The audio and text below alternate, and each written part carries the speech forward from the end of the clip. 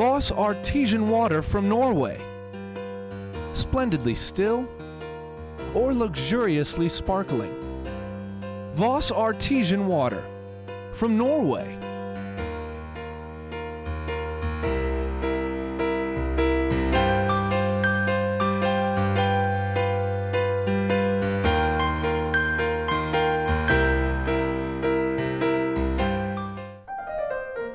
Disaster Planning and Response Art Rescue is a first responder for the world of art, providing planning, packing, evacuation, conservation, and storage for all your treasured possessions.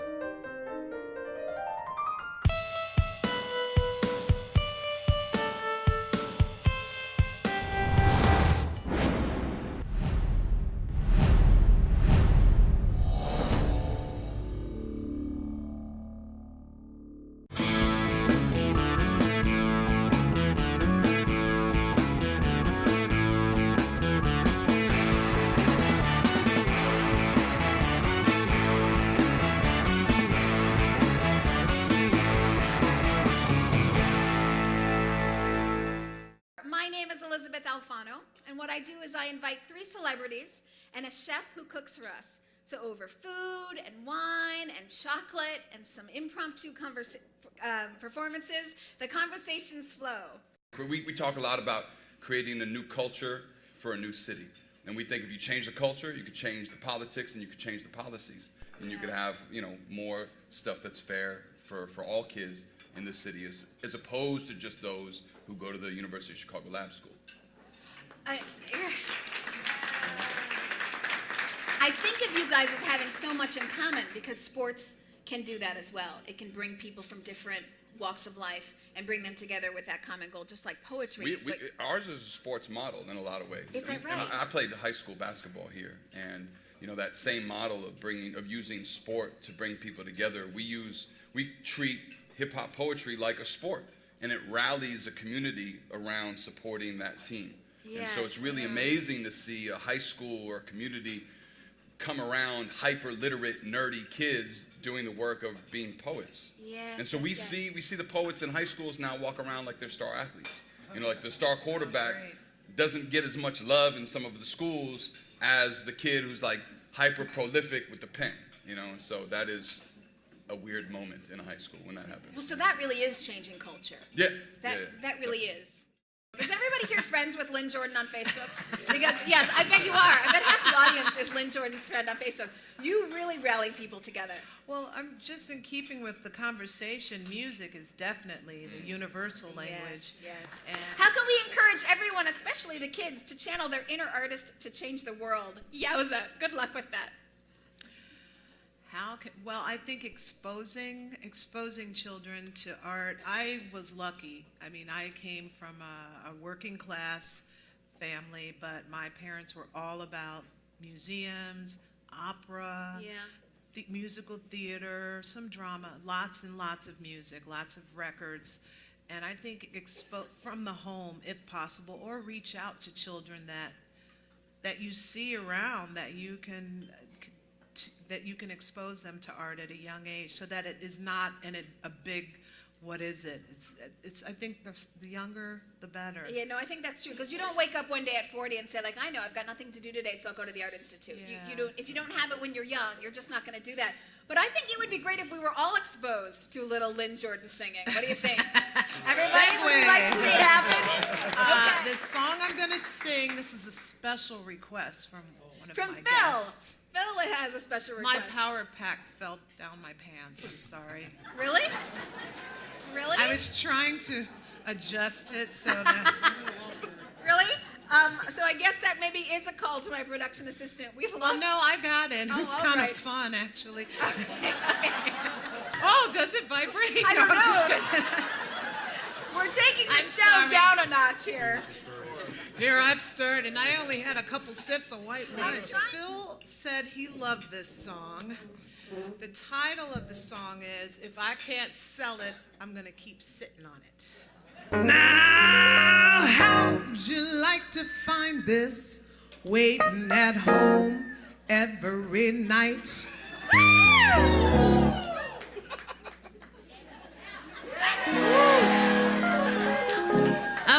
forgot to give you all the full instructions. When it is apparent that I am asking you a question, and the answer seems to be filled with praise, and it'll mean for you to make me feel like a goddess, feel free to respond, okay? So you ready? Now, how would you like to find this waiting at home every night? Yeah. Only been used once or twice, and it's still nice and tight. One more time, y'all. If I can't sell it, I'm gonna Sit down on it. ain't no need to.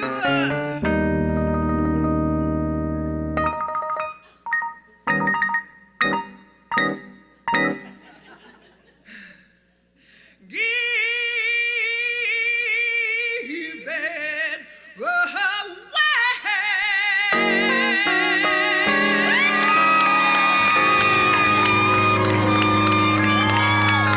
Thank you. So it's a funny line of, just because you're a great singer, a great rapper, or, and you've got the voice of everyone, now you're taking on kind of a new role. I mean, sports figures in particular, they really have everyone's attention. Yeah, they do, and it's, I think you both are so fortunate because you look at it from a different perspective. I think, a lot of people, when they hear the term leader, they think of that profile, that stand-up person, but it's so much more than that. There's so much, I love all kinds of music, and I love poetry, and there's so many messages in so many different ways to say things. But the central theme that I try to find out when I'm really listening to music for what's there, the message, is that we're all centered. And, I will tell you just from Mark Trestman, who leads in a different way. A lot of people say this guy's really different. He is, and he does lead in a different way. He leads from the understanding that we all are in it together, but it starts with individual accountability.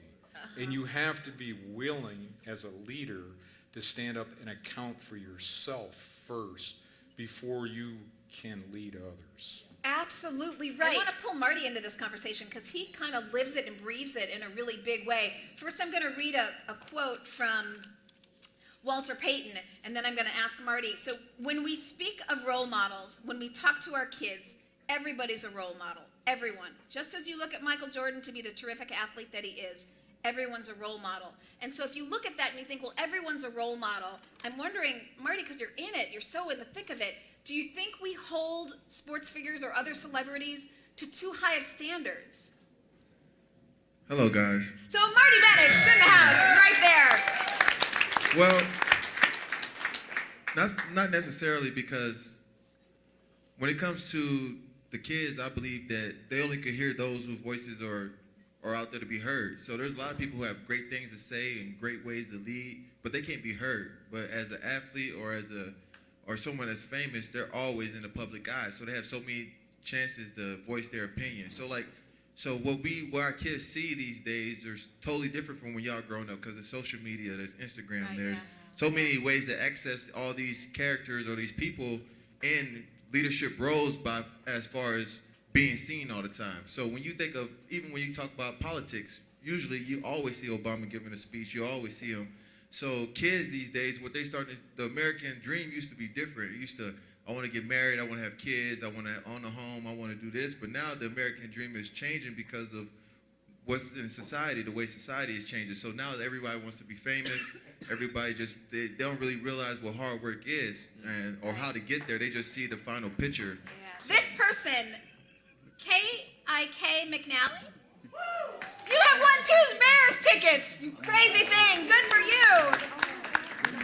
She's won Bears tickets. How can athletes make an impact or change a cultural change in local communities? Just get involved. I mean, that's, find a passion and get involved. That's what Martellus has done. That's what a lot of our athletes, our players with the Bears, and I know all the sports teams in the city have, but just find a passion and get involved. Yes. Invest the time. Yeah. Can I ask you a question? Yes, God. When during this course of you developing this unbelievable program that you have, did you think you were going to have a jock Never. sitting next to you, Never. talking about, stuff that gray hair guys talk about. All right, so I know nothing about sports, but I looked this all up last night, and so now Yay! So I got Quick study. I know that Mark's your coach. I know. So your quarterback was hurt yesterday. I'm very sorry. Yeah, Will he come back? Will he be better? He will be back. He will be better. I'm glad to know about that. I never thought I'd have a jock until a jock came to me. That was you. You were the one who said, "Well, I like the arts, Elizabeth. We can find a commonality." Right. Now we have it. And now we have it. We have had dinner together. We have had dinner together. Wow. But part of what our young people do is that they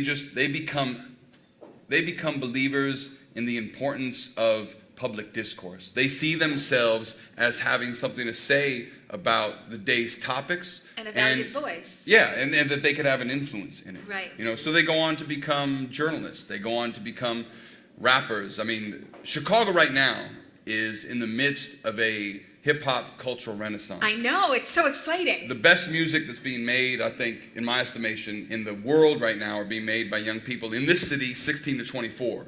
Those young people are our students who've emerged around the festival. Folks like Chance the Rapper, Vic Mensa, a woman named No Name Gypsy, a band called the Oh My's. Like, these are all folks who are making music in this city right now that if you haven't heard about, your kids have definitely heard about. And they all emerge around this festival. And in part, it's because their homies are now folks from the west side or the south side or the suburbs even, and they feel like they are hyper-literate participants in dominant discourse. And they're making music and poetry and song that is representative of that culture. And that has power. In this role, I'm involved in negotiations. Right. And, it's usually about value and worth to the team. But really what I found that, you have to be able to bring both parties together to agree. And there's a lot of obstacles or walls thrown up between the parties to get to that point.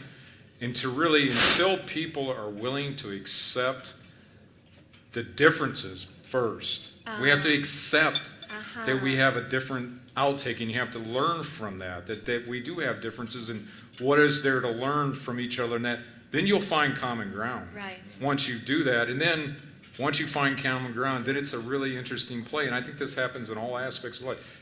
Both parties have to be willing to say no, and you have to be willing to accept no, and still push through, so that you ultimately come together. If you can't handle no, you'll never come together, because it'll just be an open discussion forever. You'll never find a way. There has to be that final boundary. You have to be willing to say, this is it. How do you work these incredible hours? I just always have. I have a dedication to my craft. I think that, is what is needed to do it, to do the 16, 18-hour days. Yeah. And get off on it, enjoy it. Right. Have a great time. Yeah, there's no way around the work. Nope. If you really want to excel, you guys know this, if you really want to excel, there's no way around the work. I'm going to misspeak here, or misquote. It was Little Wayne that said, if you don't be sitting at the table unless you got something to bring to her. Absolutely. Okay? So, Phil has quoted Little Wayne. I know. It's great. My mind is... what Lynn had to say, I really found that I've taken a lot of risk.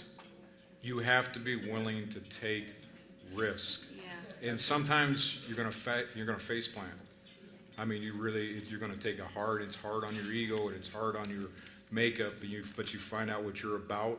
You find out who's there for you to help you come off the carpet or off the face plant. But you have to take risks, and it really is about, and you see so little, really. That's when you find the special people that you want to work with, people that understand delayed gratification. I think it's also finding people that aren't afraid to fail. Right, delayed gratification. If you can, like you said, embrace that, jump in and go in and work. Don't worry about what it brings today. It'll come back to you 10 years from now. That's the key. You used to talk about pushing through obstacles, and I have found this just repetitively over the years, and I'm not always that person. It's somebody else at times.